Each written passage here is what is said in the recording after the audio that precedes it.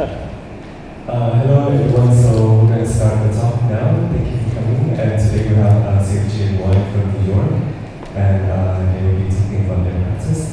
And I'll just pass the stage over to the collective. Hello, my name is Daniel. I'm 10. And I'm 10. And we are almost all of CFGNY.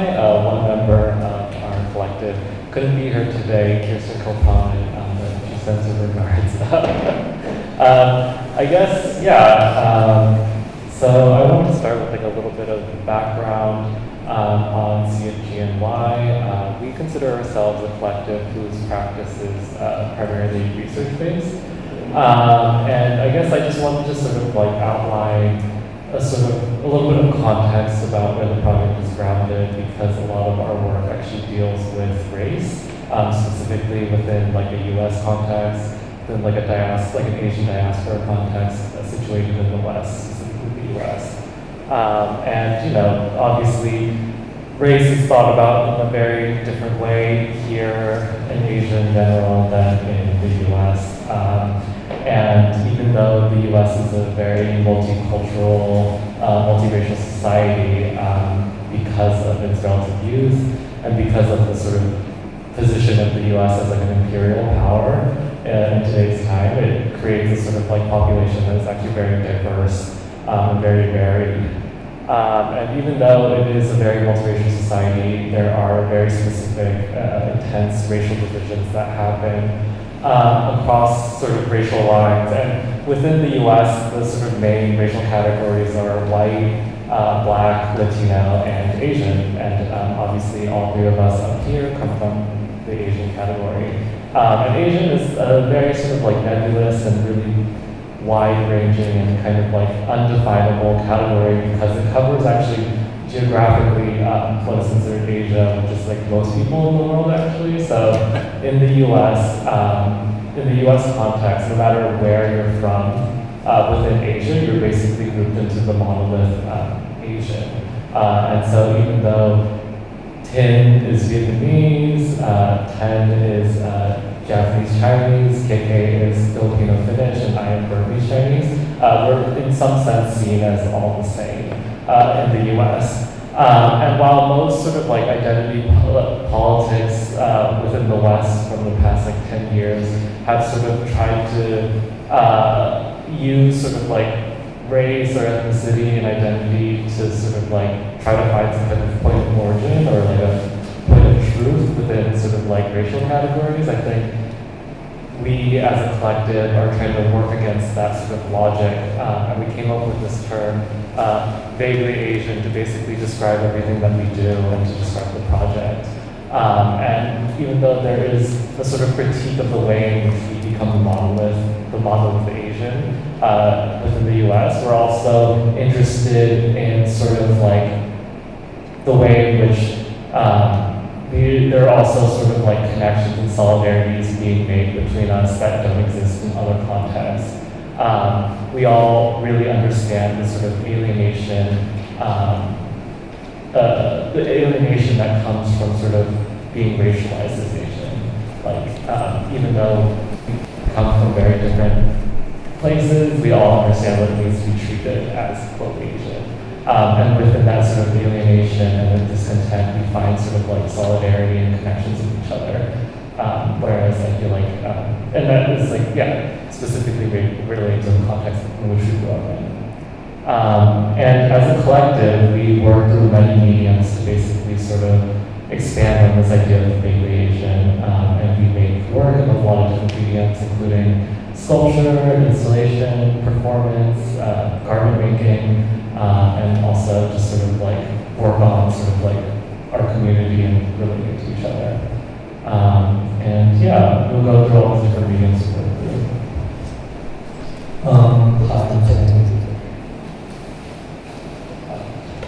I'm going to talk first about how we got started and some of the first projects we had done.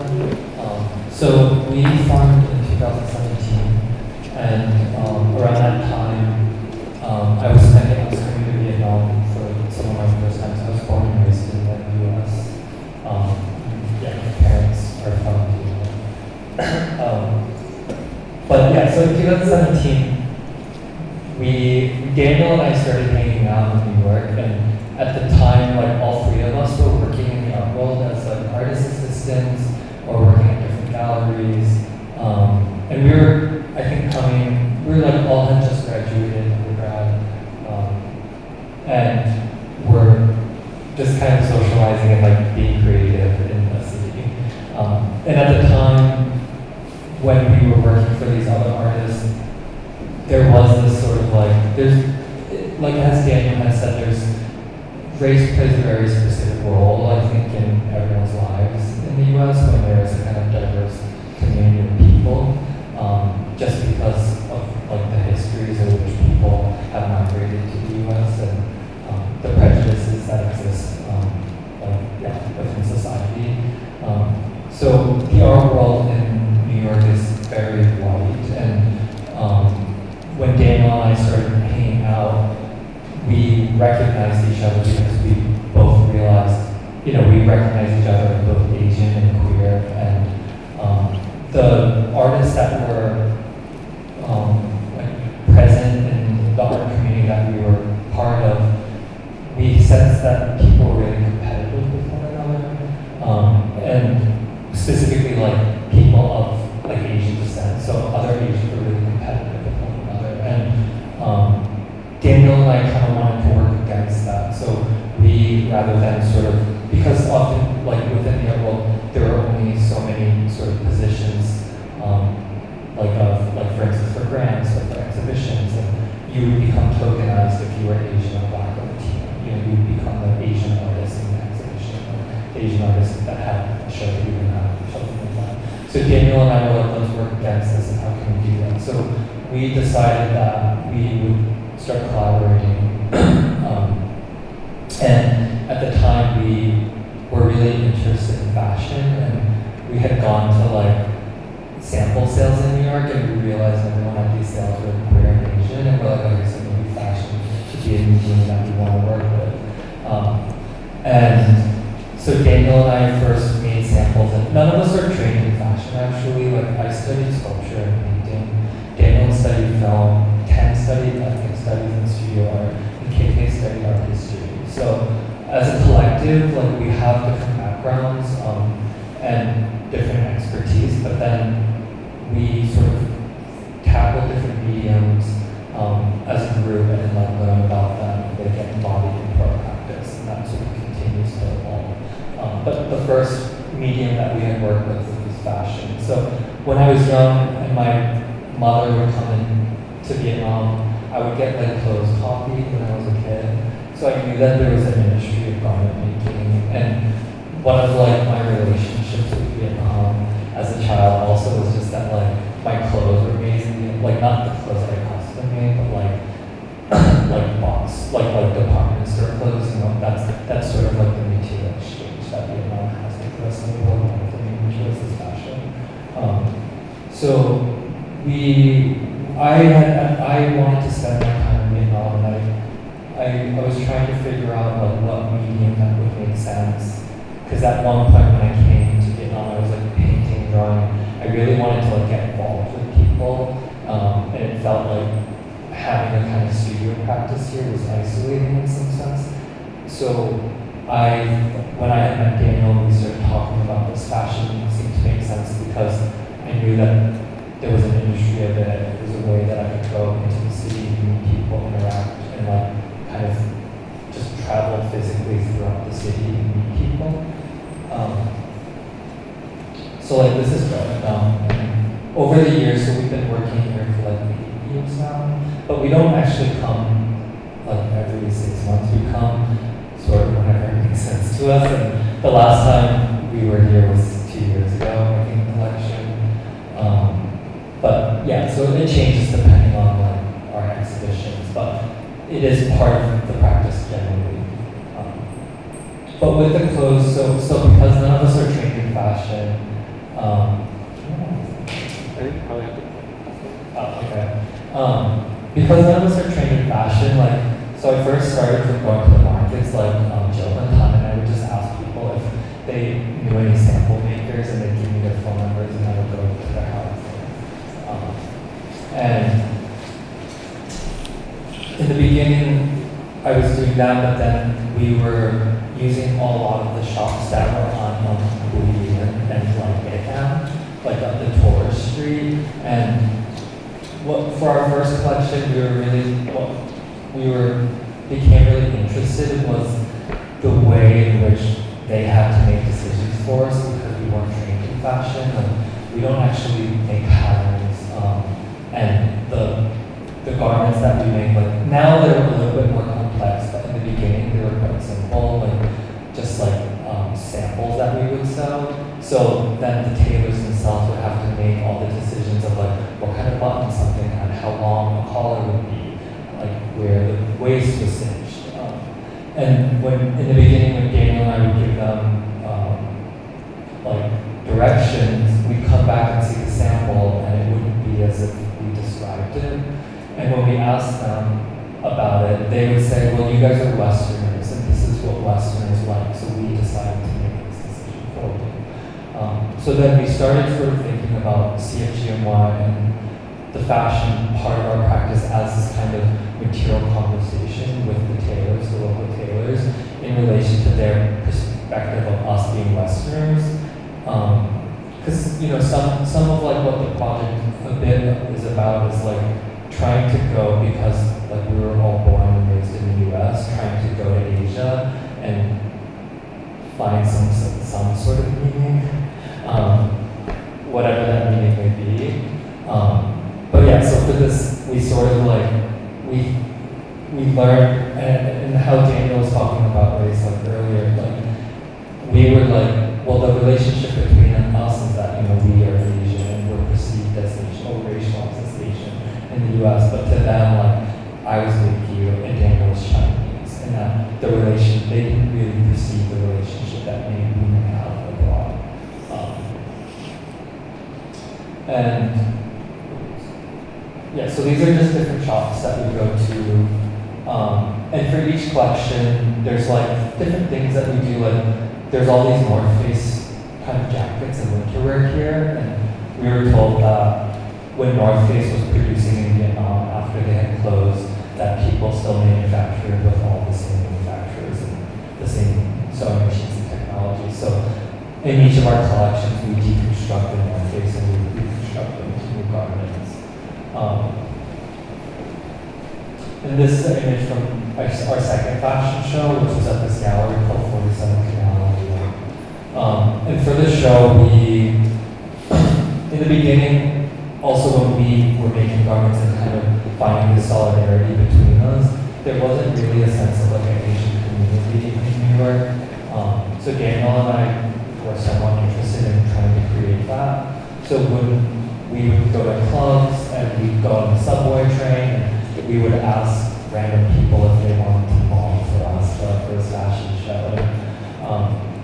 Eventually, we sort of formed this group of people that have modeled for us, and each show, many of them continue to walk each show, and then sometimes we have new models. But it's sort of like when we have a fashion show, it's sort of like it feels like almost like a homecoming or something, like where everyone gets to kind of be with each other for a day, because we don't do it every 6 months, it's like once every 2 years, so a lot has changes between everyone's lives. And you sort of catch up with each other, and you see this actual physical growth of one another, which is kind of amazing.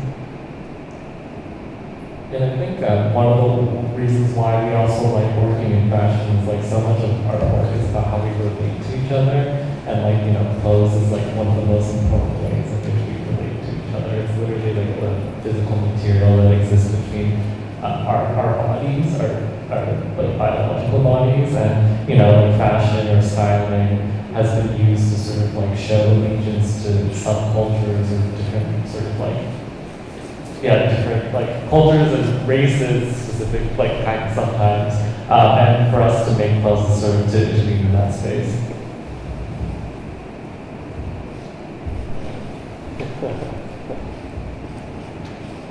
And a big part of our inspiration with fashion is, like when we were growing up,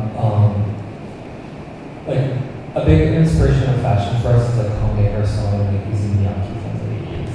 And I think another interest of ours in fashion is like the way in which fashion can relate or can be related to a specific place or time. And like when Daniel and I first came here maybe 8 years ago and were producing fashion, like we were wearing like oversized, like deconstructed clothes, and the tailors here, like, or the people at the markets thought we were Japanese because of the style that we had. And then over the years that's changed, you know, like, and then at one point they thought we were Korean because streetwear was focused in Korea from Japan. And now there's a focus in China, of fashion in China.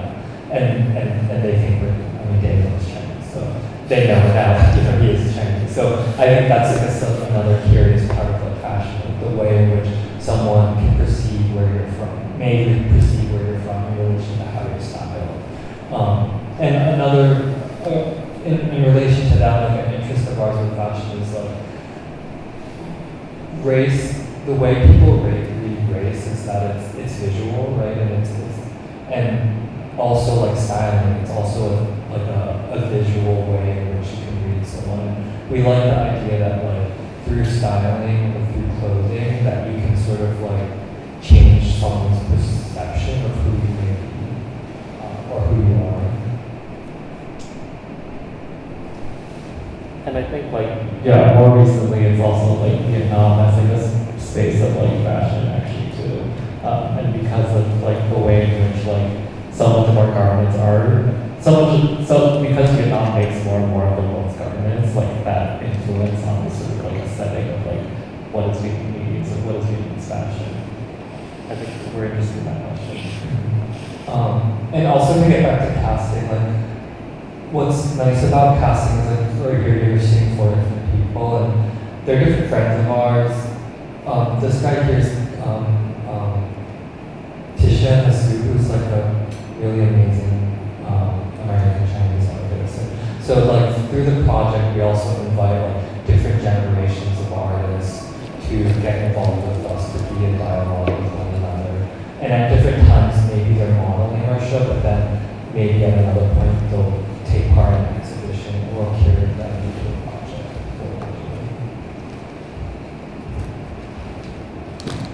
One thing that I feel like I'm always thinking about too is like, or we are as a group, is like in Vietnam, it's like a trend to have a street, like a clothing brand, and like it's very present within the community here. And you know, in the US or in New York specifically, it's very difficult to have a brand. It's not something anyone can just do to maintain. And you know, our work has really been legible in Vietnam, and I think our style isn't completely aligned with what's sort of in Vietnamese fashion. And it's something I'm always constantly aware of and thinking about, and I'm still kind of waiting for a time in which there is a kind of collision maybe between us and the Vietnamese fashion scene, and like what that would look like, or what that would actually mean in terms of white culture. But I think that our garments are actually very emblematic of the way that we cast too, where we cast mostly people who are who we as like artists who work in New York have some sort of relationship with. The people themselves don't necessarily have a relationship with each other, but it's much more this like bigger kind of like arts and creative scene that is interested in wearing our clothes, and we're interested in wearing our clothes for that kind of like sociological reason. So yeah, I think until we can understand more so like a type of sociology that would exist in elsewhere aside from New York, it's hard to kind of understand what the garments mean depending on the context. Because I would say that our garments, like obviously we're making garments, but they're very much part of our practice as a collective, and not singularly just a label. Yeah. Yeah, I don't know. I think it's something we're thinking about, just because, I mean, garments are to be worn, and there's some, you know, they have that life, but then there's like image making, and like there's press and magazines, and like the way in which images circulate, and what those images can mean to a public. And I think that conversation is very specific in Vietnam and in the US. And so, yeah, I think less about clothes that are actually being worn, but the way in which this is Paul Pfeiffer, who's like an amazing artist. And this is Trisha Bacca, who's also an artist. And Diane Summerly, who's an amazing artist. So yeah, that's a bit about like the fashion side of art. This is Josh Klein. And then this is Helen. She Met her at the yeah, I just met her at the supermarket. I saw her go hang on the ground floor. But she's really cool, and she like still calls me all the time. It's like, how are you doing? But yeah, I think that's like the life. It's sort of like the fashion part of our project is sort of like the heart of our project, and it what kind of like keeps us surrounded by people. And whenever we kind of hang out, we always have like our models are our friends, so it's like we're just like a big group of people like, together at different things.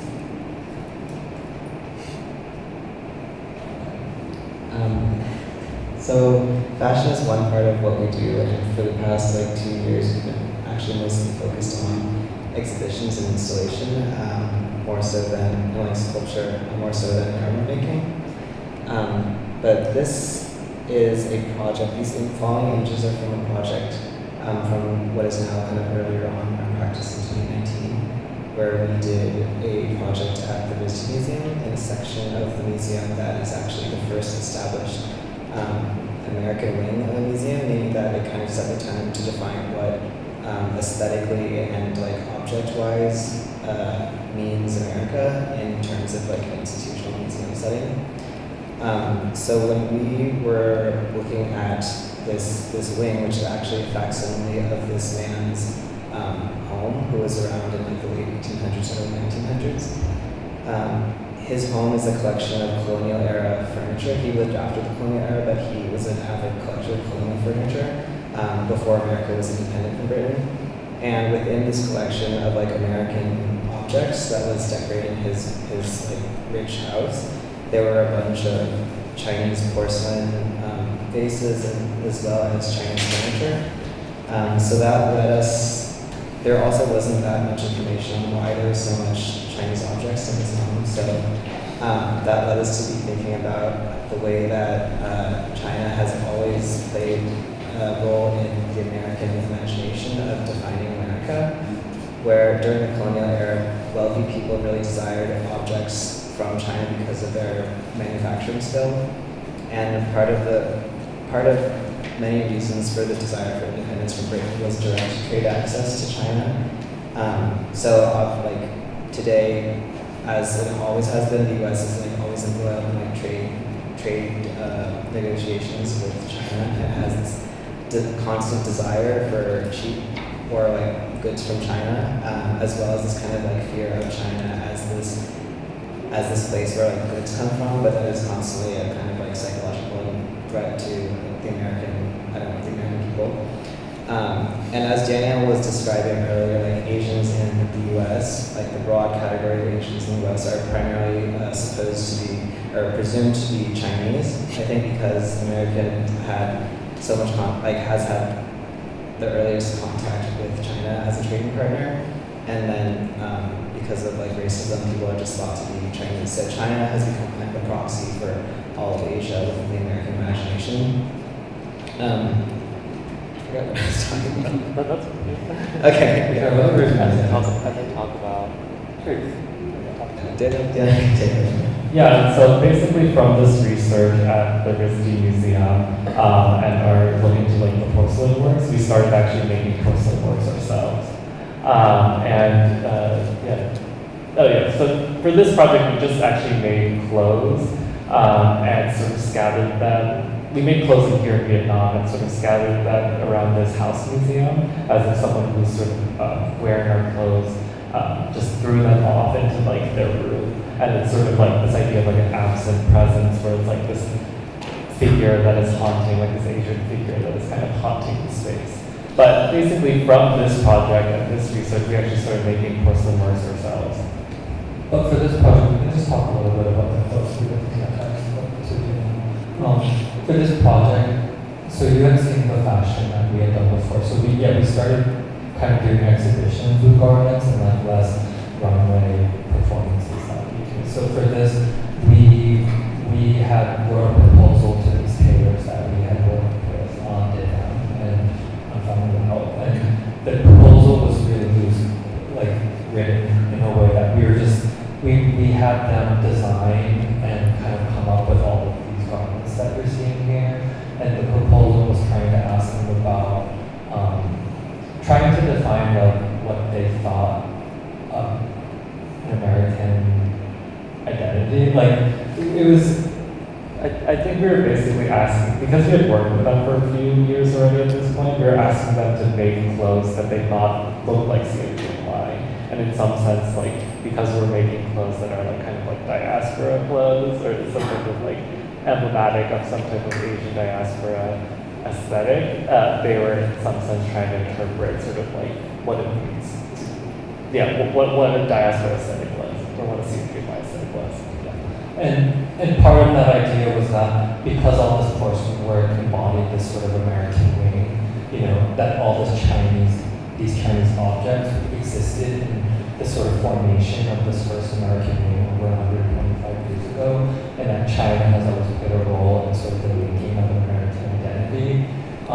We wanted to create a sort of absent presence of a body. So we filled all of the rooms with clothes as if someone was getting undressed, as a way to sort of acknowledge the Chinese porcelain of these objects coming from a place that was made outside of America.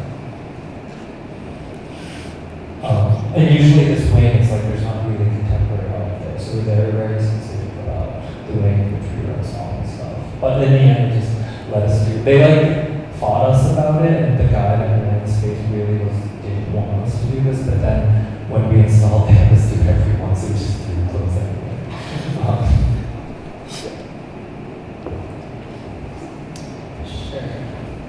So from our research on the kind of history of porcelain and its role as this stand-in for like the East in the American imagination, we actually started producing porcelain works ourselves. We all have different types of backgrounds in different types of art, but none of us had really taken on casting porcelain before.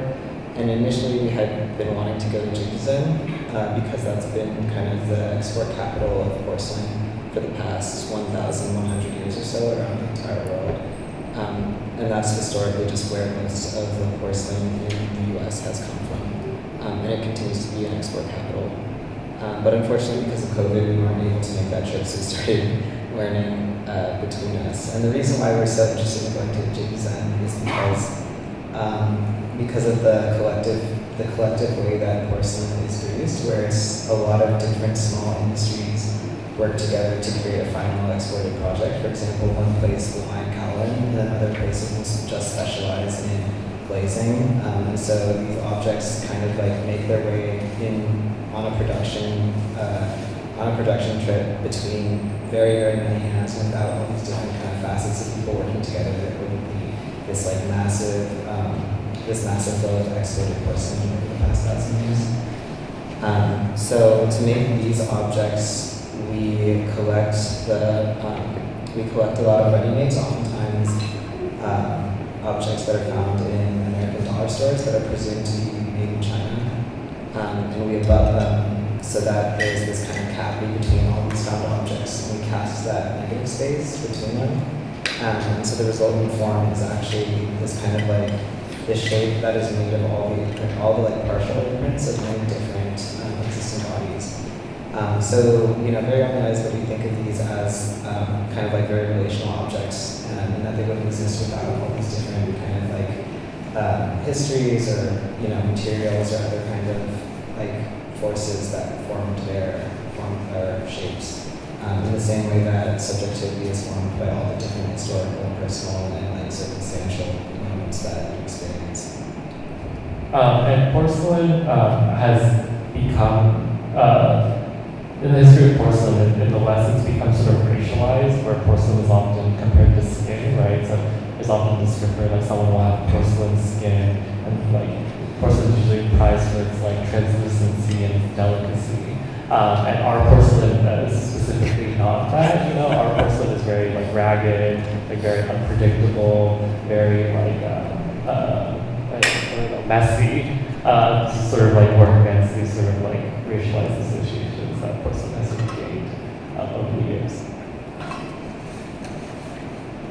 And then, so from that porcelain work, we actually made a series of drawings that we exhibited at a gallery in London called Hopwheels, actually just earlier this year. And for that exhibition, we made these still lifes that were inspired by Dutch still life painting.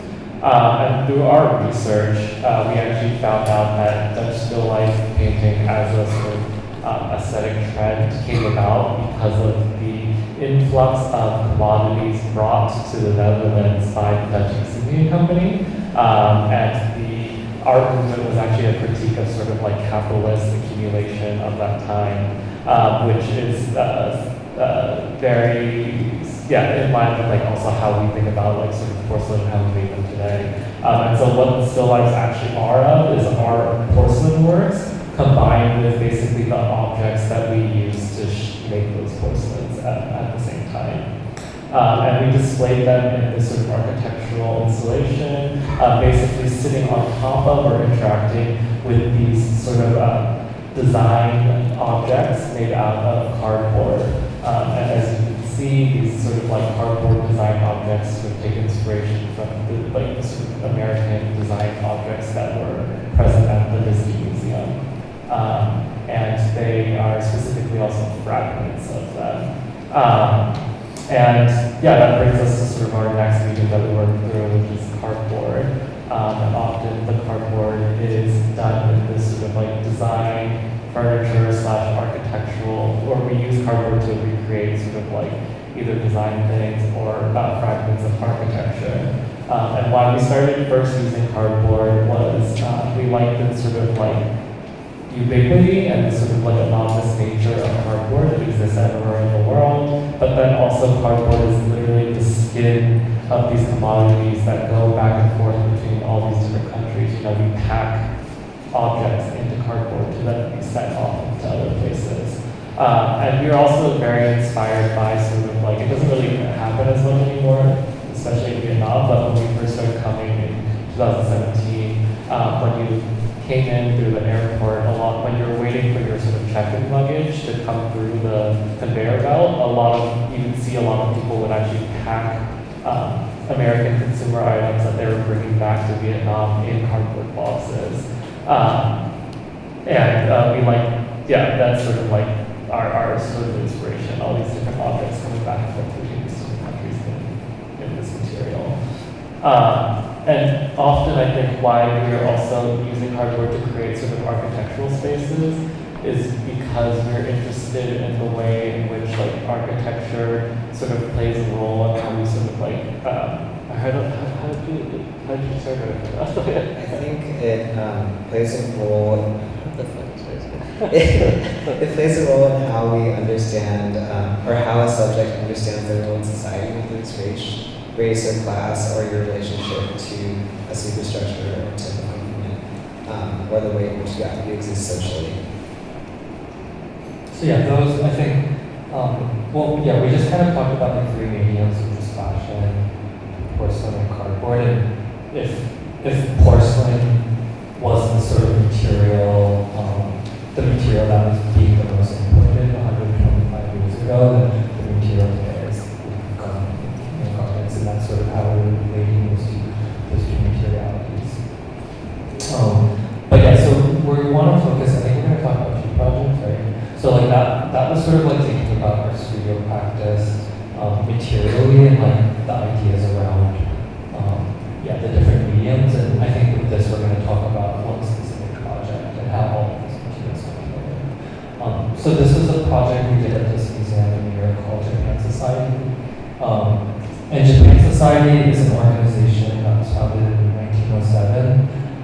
It was founded in 1907 by American businessmen who were interested in creating friendly ties with Japanese for trade. And so they are an organization, not primarily a museum, but they are a museum. They teach language courses.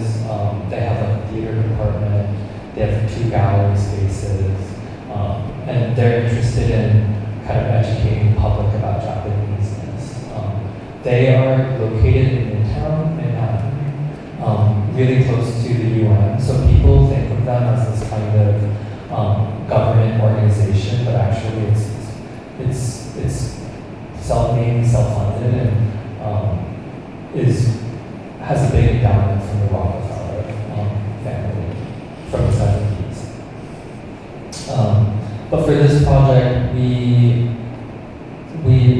first started by going into their archives, and with this, when we went into the archives, we just learned about what they were doing for the last 125 years. And a lot of what they had done in the beginning was like luncheons and dinners, and you could like visit Japan through them, and then people would come back, like dignitaries would come back, and people would do lectures about Japaneseness and what they had learned. They wanted to educate people. That's what they want to do now, but that's what they were interested in doing at that time in the early 1900s too. It's just like educating people about Japaneseness and like Asianness. And so for our project, as Tim mentioned, Japan Society actually let us go into their archives to kind of figure out what we even wanted to make a body of work about. And it was our perception that we didn't really know what Japan Society was as an organization. But when we were learning about it, as Tim mentioned, people often think of it as a branch of a cultural branch of the Japanese government, but it's actually a private American, white American kind of directed organization.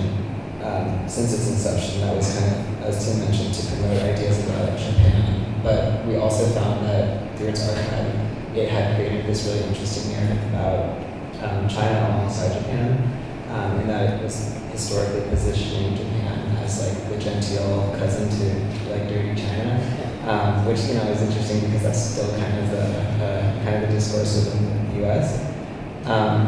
And so through our research into the archives, we found all the different addresses that Japan Society was housed in prior to its permanent house. And it was in all these if you are familiar with New York, it's this very, very New York office buildings, which is kind of this testament to what the organization actually is, which is just this very American East Coast elite organization, kind of with the body, with a veneer of Japaneseness. In its permanent house, which was built in the 70s, it has all this very quote Japanese architecture, which was made by a Japanese architect, who originally wanted to have hinoki beams for the ceiling, so the scent of an essential Japaneseness was present everywhere within the galleries. So in response, we created fragments of various Japan Society's former homes across Midtown Manhattan. So these are the architectural details of different office buildings where the organization was situated, and we placed them in this large kind of what's it called, 2x4 and construction plastic installation. That's this kind of translucent temporary feeling structure that we inserted within this kind of permanent essential Japanese structure to kind of highlight what the organization itself was. Yeah, so the idea was to kind of bring American architecture into this Japanese design building as a way to really sort of expose the sort of hidden idea or this hidden truth that Japan Society was America.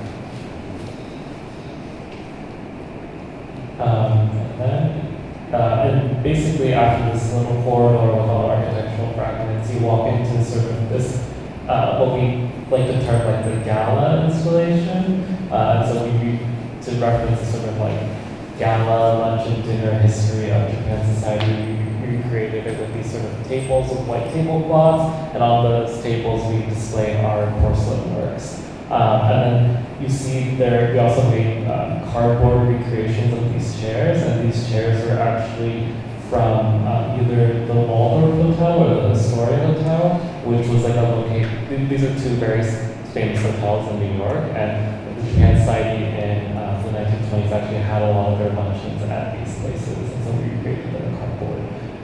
And then we also displayed clothes on the back of these chairs to again then sort of like motion to like as if someone wearing our clothes was at this gala and put their sort of like jacket on the back of the chair, and we just like hanging out. But I think one thing that we sort of most like interested in Japan society was that in this idea of like vaguely Asian in this sort of in CFGNY's like determination project, like Japan society equally was also creating an idea, a vaguely Asian idea of what Asians was in the US for the last couple of years as well.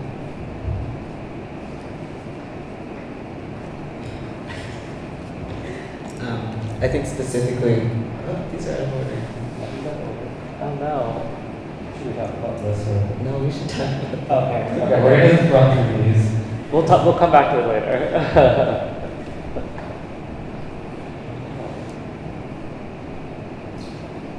Do you want to start about that? Sure. So the show then actually traveled to the Hammer Museum in Los Angeles, which is in California. So it traveled from the far east coast to the far west coast of America. And as we were talking about Japan Society as an organization, it was like obviously this very wealthy organization that distilled a very specific idea of what Japaneseness was to a very wealthy, specific white American audience, and that was played a big role in like a very particular part of the American social scene in New York City. But Yeah, that's Sorry. It's okay, we can just keep up. Yeah. But when the show happened to the Hammer, it's just gone. Okay. I'll just talk about it. But when we knew the show was traveling to the Hammer in Los Angeles, there's actually historically that's where, outside of Hawaii, that's where most of the Japanese people who've ever come to America live since the late 1800s. So whereas there were very few Japanese people living in New York, and then basically no Japanese people involved in Japan Society in New York, the contemporaneous lived experience of Japanese America was unfolding in California at the same time. So when we brought that show to the Hammer, the space was actually twice the size of the Japan Society's gallery, so we wanted to expand the show as well.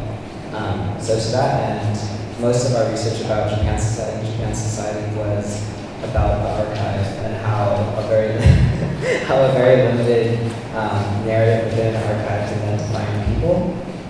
And we approached kind of our research into California in the same way, where there are two very large archives of Japanese people in America in Los Angeles, one at the Japanese American National Museum and then one in UCLA, which is a big university there.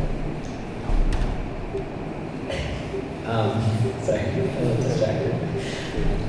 Are they just gone?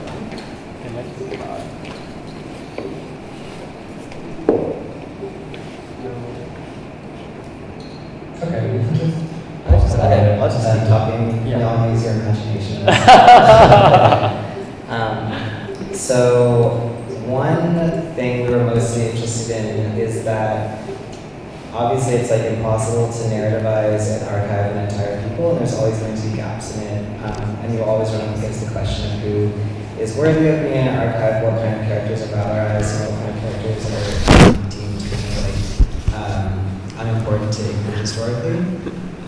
And we found this one photo studio that we were interested in working with as like family photos are a way of kind of archiving ordinary people as opposed to like important or like political figures that have been in operation since the early 1900s through the present day.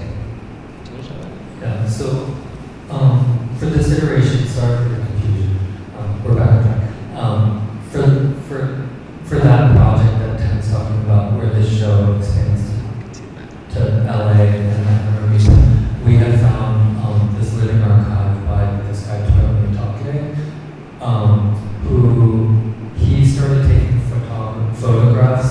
He was shooting photographs of like Japanese people in his community before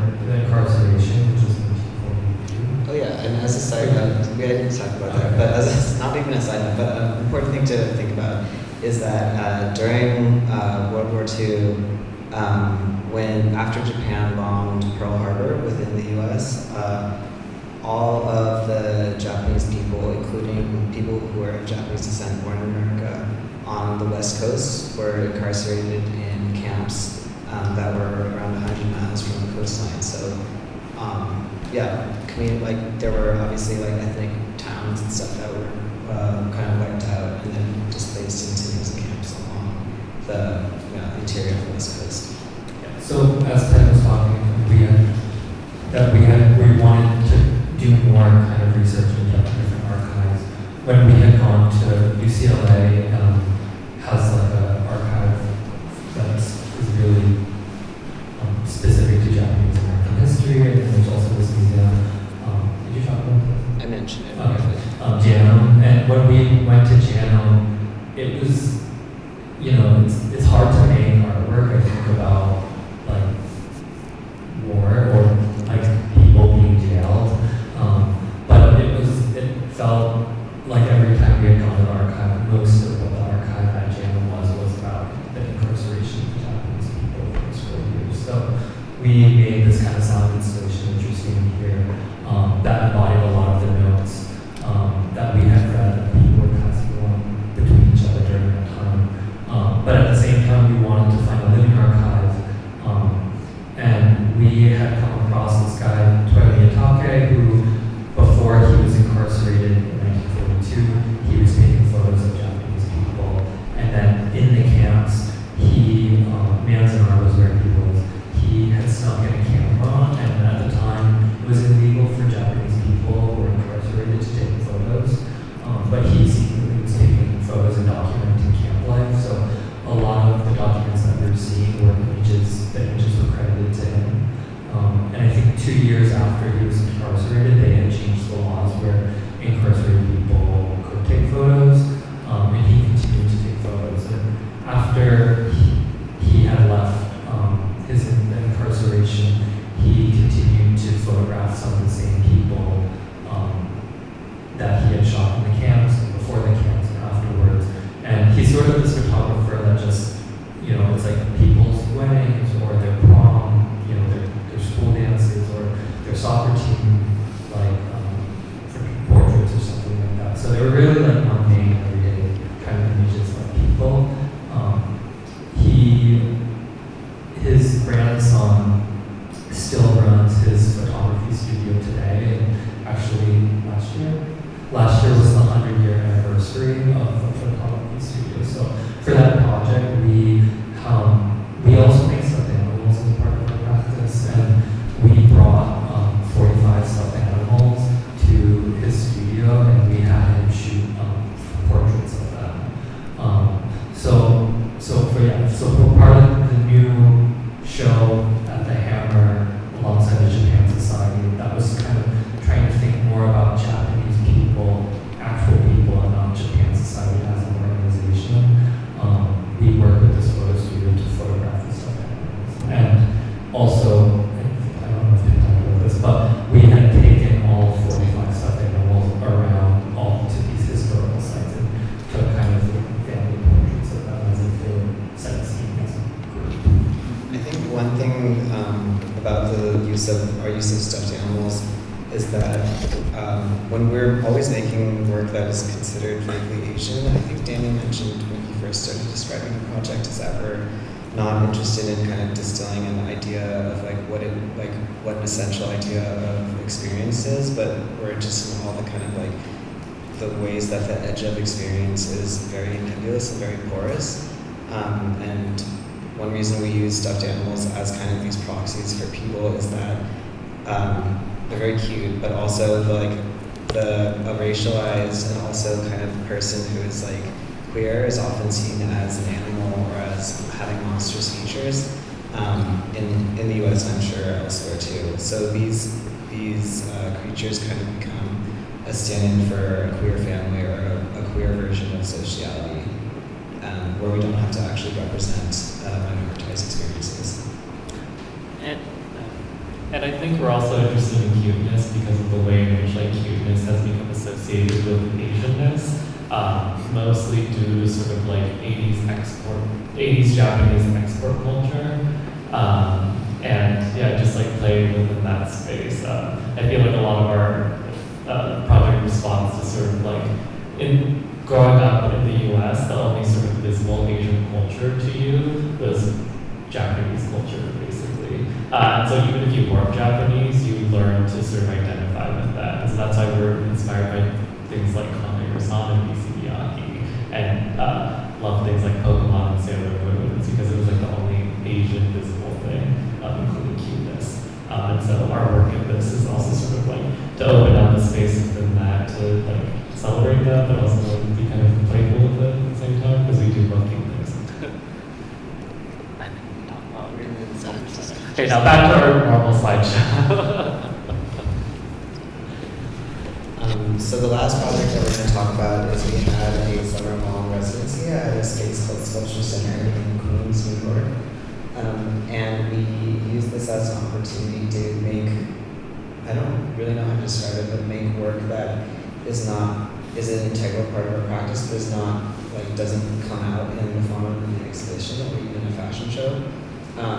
So we had this basement space in the building, and over the course of 3 months, we held 5 different events in it, 4 of which were we curated pairs of artists together who were from different parts of our lives. For example, younger artists who we were friends with, 2 mentors who really shaped the trajectory of our careers and really influenced our art making practice.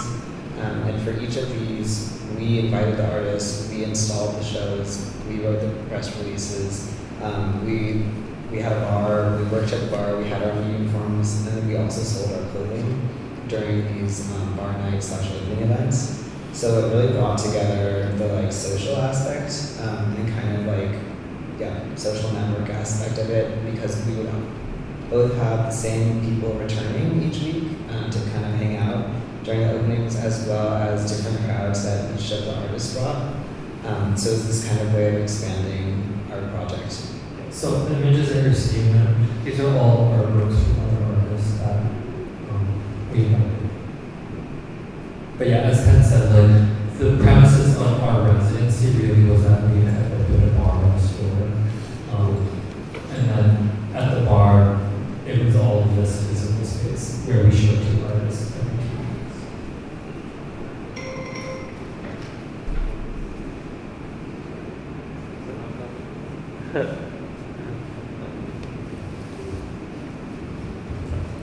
So this is Deborah Joy's moment. This is Patia.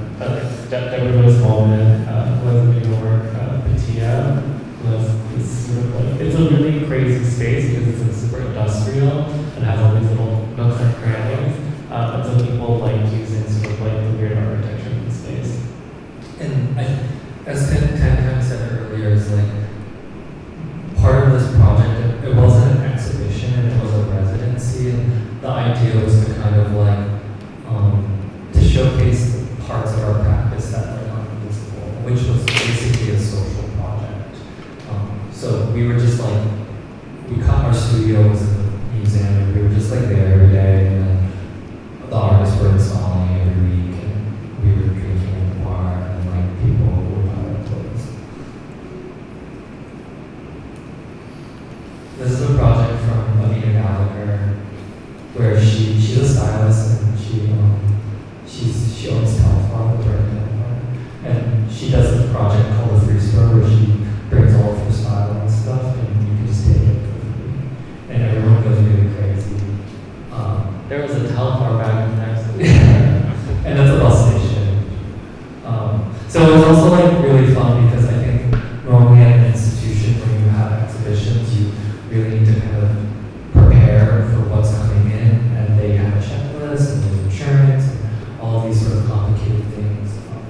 But like with this, because it was a residency and because it was our residency, we were able to kind of install all these exhibitions just last minute, because without like real kind of permission, because it was like categorized as like our project, which was really great, because then there was like a lot of experimenting, which I think museums do. And we were the first residents of the museum, or I think a long time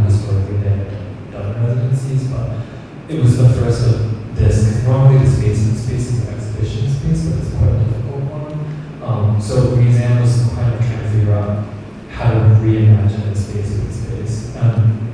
It has these kind of catacombs, and everyone in New York always wants to have a party here, but parties don't actually happen there.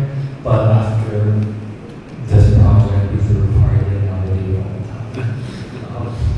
And this is Yeah, the joke is that it looks like a Berlin club, like Berlin techno club, and so we made it into that kind of, where we invited our friend Lito, who's an amazing techno DJ, to basically program like an afternoon of music events, and then they also DJ at the end. And so that's what basically what party pictures are. Yeah, that's it. Yeah, that's it. I guess that's not very. yeah, we talked a while, but we'll take questions if anyone has any. So I love the serendipity of coming to Saigon and listening to you guys talk, because 10 days ago I was in London and there's a lovely lady called Indira who was showing your sculpture at the Sculpture Foundation Gallery, which was so fantastic. Now I don't know what I was looking at. That's all right.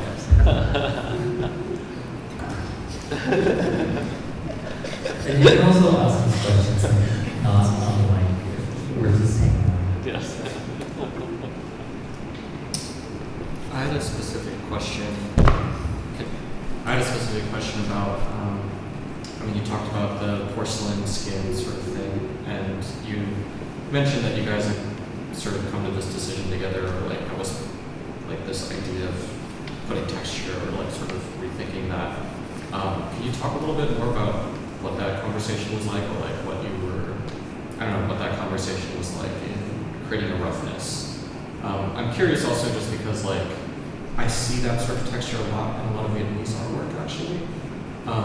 And I guess on a personal level, visiting Vietnam, I've seen a lot of coincidences actually, sort of like aesthetics in sort of vague Asian artists that I know of in New York, but also like coming here and seeing similar aesthetics. So I was just really curious about that aesthetic choice.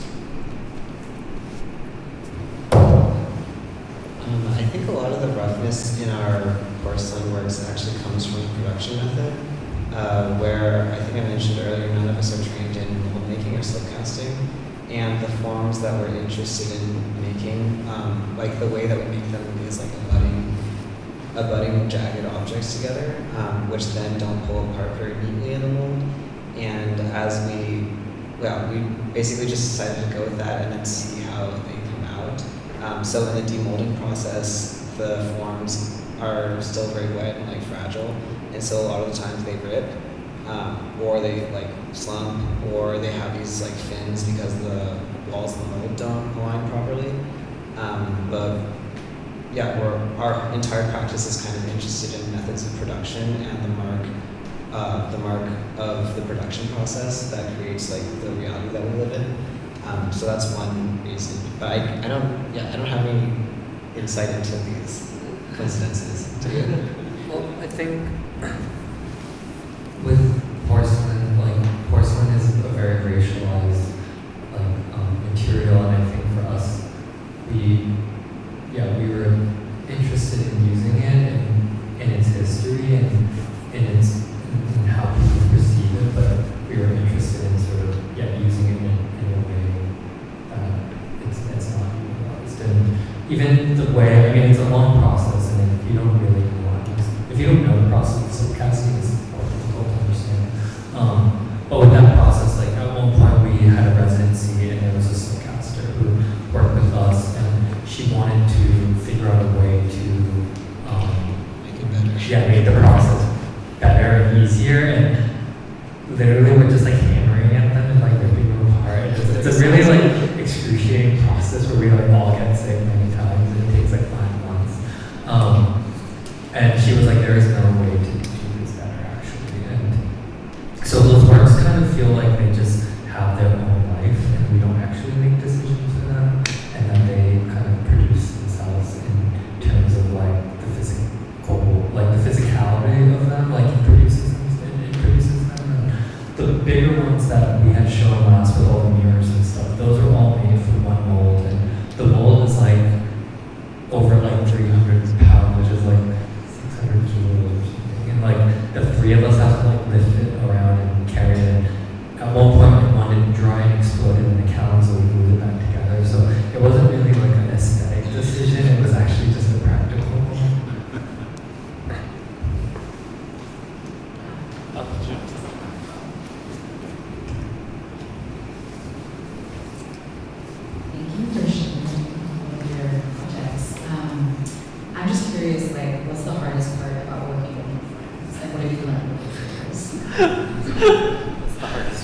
hardest part is working together. People often ask how the collaboration works because I think people are very surprised by it. But I think it's just like I think I like to think that a lot of our politics can be read through this sort of like collective way of working. You know, like we embody this sort of more, especially in the U.S., which is so individual focused. We're like trying to sort of like model another way of being together and working together. And it is very, very hard. And I have to say that a lot of what collaboration is psychological, actually, and it's just working through conflict with each other. But I think we all have trust in each other, and we all trust that like, together we can make something more beautiful and more interesting and more surprising than any of us can make on our own. What about the people you invite into projects, like the sculptures? We have a different relationship with them.